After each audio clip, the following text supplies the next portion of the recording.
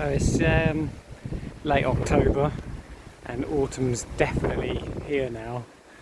It's very windy today, so you might have to excuse the wind noise, but unfortunately it's that time of year. But yeah, I can see the sycamore has begun to lose its leaves, so I've been busily accumulating them in this leaf pen. Quite a few there, so I'm going to be making some nice leaf mould with that. So yeah, it's going to take a little while, probably a couple of years for that to mature enough to use on the garden beds, but may as well start doing that now. But we'll start down this end of the garden. So tropical bed's still looking nice. Fatsia's looking pretty good. The Euphorbia's looking lovely there. I think the Persicaria filiformis is starting to yellow now, so I reckon that's going to be losing its leaves anytime soon. My cordyline red star. Now, this has put on some size, which I'm pleased about, but apparently the red cordylines aren't as hardy as the australis, the green cordyline australis that you often see. So it'll be interesting to see whether this weathers the upcoming winter, but it's got a reasonable stem on there, so I'm hoping it'll be hardy enough. The Fargesia Blue Dragon still looking fine, so yeah, some nice stems on there.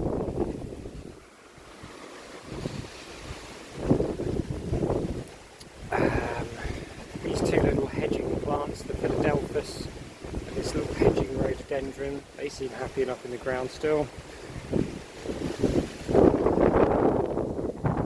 Fuchsia Magellanica Ricotonii. Yeah, it's kind of getting to the end of the season now really, but you can see it's picked up a little bit of Fuchsia gall mite, which is a shame. Well, as you can see over here, Fuchsia Mrs. W.P. Wood got absolutely KO'd by Fuchsia gall mite. Really need to pay more attention to that next year, remove all the diseased bits before it gets out of control. My acid loving bed's looking happy enough, so this Pieris, I think this is Forest Flame.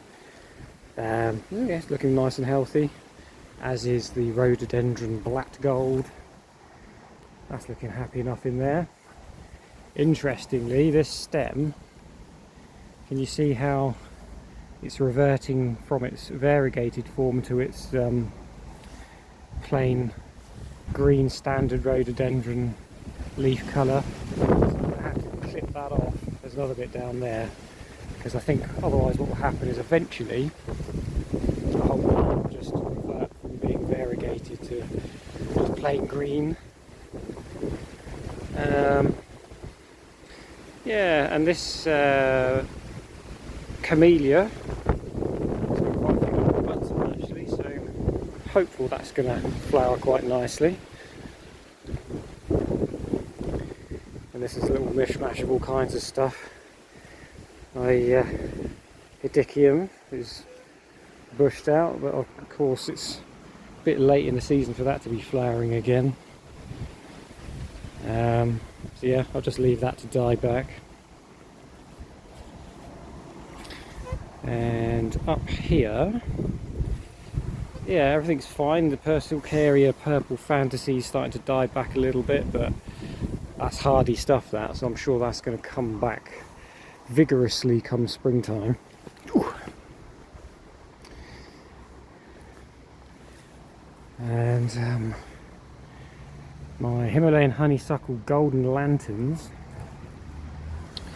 looking lovely in bright green still for this time of year, so that's doing okay, although there is a little bit of bindweed down there that I'm going to need to get control of, otherwise it will choke out the plant. One thing I am sort of intrigued about is that this what is it called?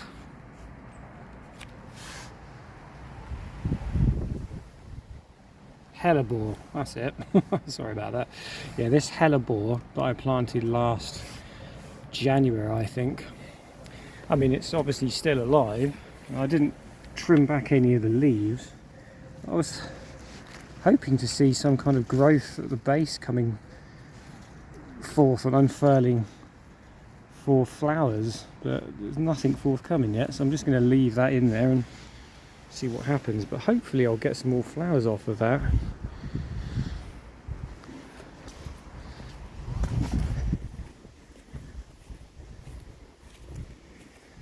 This little bed down here still needs sorting out, but these begonias still going strong, as with the alyssums as well.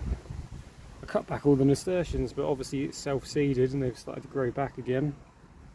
Need to clear this bed at some point in the next couple of weeks. And I've got my Clematis Montana Broughton Star, which isn't looking great. It got absolutely munched to death by slugs and snails, as is always the case. But yeah, I'm hoping that next season, once it's gone through the winter, it'll bounce back with vigour. Because what I found with Clematis is quite often the first season they struggle a little bit with pest attacks, but then once they've put on enough growth, they tend to have so much growth that it doesn't matter how many slugs and snails are around, they tend to survive it all. But yeah, all the hanging baskets are way past it now, so I'm going to need to cut them back. Still a little bit of colour with these anti-rhinums, so that's nice. Did have a couple more buds on the Abutilon, but oh, in fact there are a couple more little buds to come on that. So looking forward to those flowering again. Lovely little flowers on that. This hydrangea, the variegated type that I've got, seems to have leafed back out again, because again this one got a bit munched. But yeah, so that's fine there. Obviously I don't think it's going to, well, it's not going to flower again this year obviously, but it's put on some growth, so that's nice. The next year it'll be a stockier plant, I'm hoping. Down here I've got this little rhododendron, wine and roses. This is the one with the red underside. I've got a funny feeling that this has succumbed to vine weevil attack. It's got some kind of chlorosis, it's going yellow there, and the leaves are starting to curl up, and from experience that is normally a sign that the roots are being destroyed. And it's a shame, because I have treated this 2 or 3 times for vine weevil, but I guess because it's in quite a small pot, it's not done the trick. But there we are, we live and learn. Tetrapanax, steroidal giant, probably exactly the same size as when I last filmed a tour, so I think this just wants to go in the ground, but yeah, that's going to have to wait until May time, I should imagine. This rhododendron, Horizon Monarch, looking absolutely fine. No sign of disease or anything. Nice big fatty buds on there. Got a feeling this rhododendron in particular is quite a tough one, so hopeful that that one will be alright, because I haven't had much luck with my rhododendrons this year, which is a shame. my Rhododendron fragrantissimum. Not sure if there is a problem with this one or not. Quite a lot of the leaves have started going brown. I don't know if that's just the weather conditions, but could be vine weevil again. It's a bit of an annoying plant actually, the rhododendrons. I do love them, but they are finicky as anything. So yeah, I might change tact on growing rhododendrons, I think, in future. Let's head over here. So the hazels haven't dropped their leaves yet. Well, they've just started to. You can see that the leaves are colouring up a little bit. What I'm going to do when they have dropped their leaves, I'm going to prune out some of these limbs. So I'm going to cut some of these bigger limbs off so that when I'm over here, it's going to open up a little bit more of the sky so that some of the plants over here get a bit more sunshine. So compost wise, got lots of cardboard and bits and bobs and grass clippings in there. It's going to rot down nicely. Got a rock on there to stop it from flipping open. There's some more sort of semi-finished compost. I reckon that's going to be ready by spring, which is nice. That's about half full. And then in here, again, some kind of, not quite semi-finished, but it's starting to decompose quite well. One thing I think I might have made a critical error on was putting my compost bins directly in front of my Clematis montana Marjorie. You can see it's basically all the leaves have wilted and died, and I've got this funny feeling that's got something to do with the leachate from the compost bin.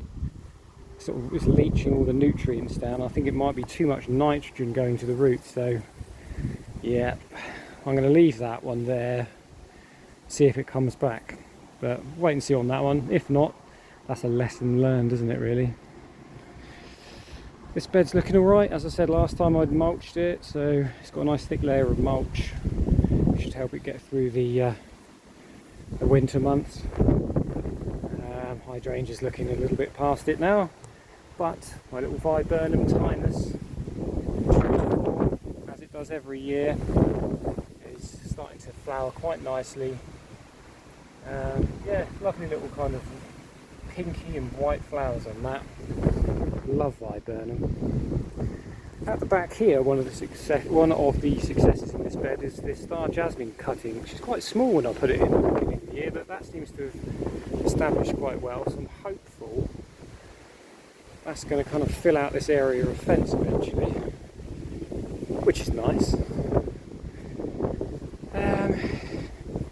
Here we've got a Clematis montana grandiflora, which I think needs to be tied back up to the fence because it's kind of hanging off a little bit. But yeah, that hasn't done particularly well. It's still alive, obviously, but yeah, hopefully next year that will improve because it's had about a year in the ground now, or just under a year, so it should have got its roots in. But yeah, I need to tie that up really. Here's my Echium pininana. This one's looking good still. So hopefully this will make it through the winter, and then yeah, hopefully we'll get some flowers in a year or two. But yeah, put all the garden furniture away.